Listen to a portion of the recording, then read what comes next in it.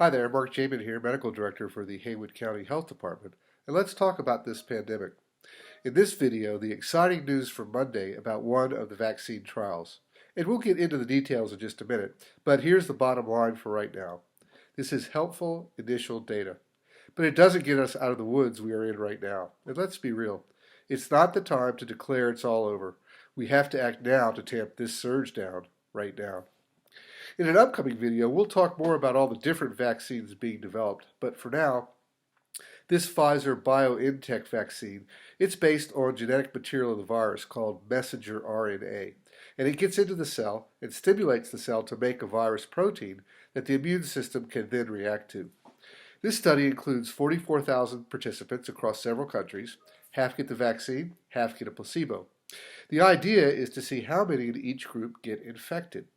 Now, almost 39,000 of those have received the 2 shots required 3 weeks apart as part of the vaccine dosing. 30% of the U.S. participants have racially and ethnically diverse backgrounds, and since October, children as young as 12 are now being included. So to be able to draw a conclusion statistically, they need at least 164 people out of all those participants to get COVID with symptoms and a positive test result.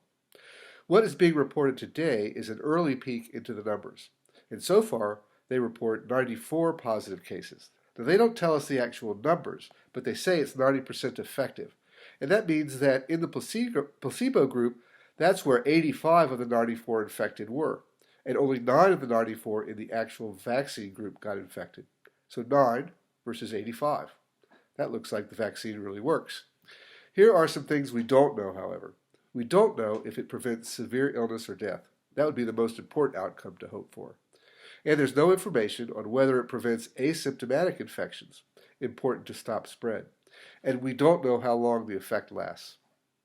As far as safety, Pfizer planned to get 2 months of safety data on half the participants, something they expect towards the end of November.